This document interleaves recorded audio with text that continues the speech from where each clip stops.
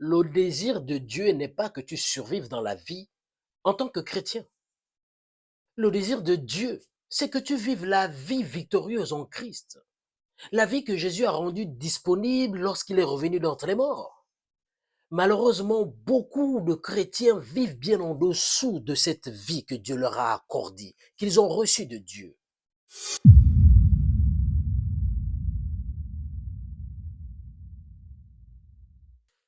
Bienvenue dans 10 minutes dans la parole de Dieu. Un examen quotidien des Écritures dont le contenu et la puissance permettent de construire la véritable image de Dieu dans la vie de ceux qui nous écoutent.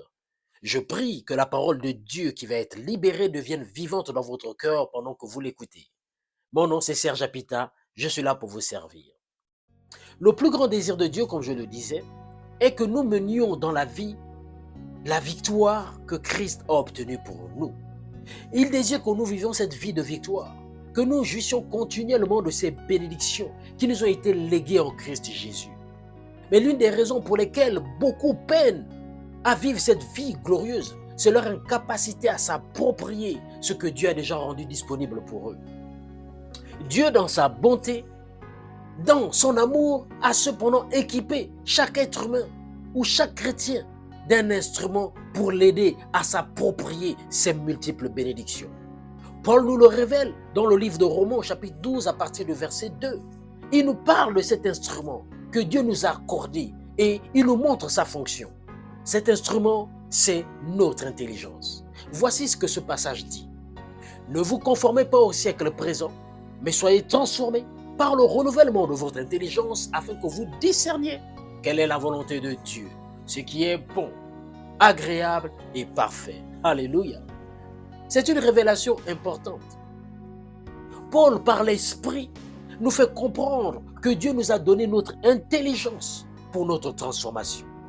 Le mot transformé ici vient du grec métamorpho, qui signifie être transfiguré ou changer d'une forme, d'un état à un autre, d'un niveau à un autre. Il dit que nous serons transformés par le renouvellement de l'intelligence. Nous ne sommes pas transformés par le renouvellement des téléphones, par le renouvellement de notre voiture, par le renouvellement de nos maisons, par le renouvellement de notre compte bancaire. Non. Nous ne sommes pas transformés par la prière. Nous ne sommes pas transformés par l'imposition des mains. Nous pouvons renouveler toutes ces choses du quotidien, de nos vies, autant que nous voulons. Mais la transformation pour aller d'un état à un autre, d'une vie de gloire en gloire, d'une vie de victoire en victoire, cette transformation se fait par le renouvellement de l'intelligence. Et ainsi, elle te fait passer d'un standard de vie à un niveau plus élevé et meilleur encore. Ton intelligence est illimitée dans son potentiel à créer tout ce que tu désires. Lorsque tu mets la puissance de ton intelligence à l'œuvre, les possibilités deviennent infinies. Il n'y a aucune limite à ce que tu peux accomplir. Et absolument aucune restriction quant à la hauteur à laquelle tu peux élever ton esprit, ou tu peux t'élever dans la vie.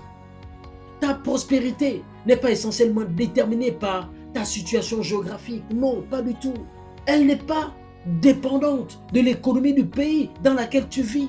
Attention, je parle à toi qui es maintenant en Christ. Ce que tu deviens dans cette vie est largement déterminé par le contenu et la qualité de ton intelligence. Car avec ton intelligence, tu peux changer n'importe quel aspect de ta vie. Avec elle, tu peux établir une structure et une administration parfaite pour ta vie. Cependant, pour que tout cela se produise, tu dois savoir comment utiliser ton intelligence. Autrement dit, le contenu et le caractère de ton intelligence doivent être suffisamment riches et positifs pour attirer vers toi ce que tu désires. Ne pas utiliser correctement ton intelligence ne produira que régression, stagnation et frustration. Mais si tu désires une transformation et un passage au niveau supérieur de gloire, ainsi qu'une qualité de vie plus élevée et meilleure, Dieu te dit que tu dois apprendre à utiliser ton intelligence. C'est ce que l'Esprit de Dieu me conduit à exposer dans cette série d'enseignements sur l'intelligence. Ceci t'aidera à découvrir et à comprendre comment tu peux exploiter efficacement la puissance de ton intelligence. Comment tu peux orienter son contenu d'une manière plus efficace qui t'aidera à t'approprier la vie victorieuse et rayonnante que nous avons en Jésus-Christ. Souviens-toi, Dieu a fait sortir le peuple d'Israël d'Égypte pour les faire rentrer à Canaan.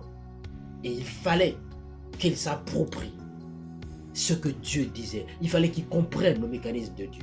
Voilà ce que Dieu avait prévu. Et cela, c'est en Christ. Mais tu dois renouveler ton intelligence. Tu dois apprendre à le transformer. C'est ce que nous verrons dans les prochains épisodes. À très bientôt.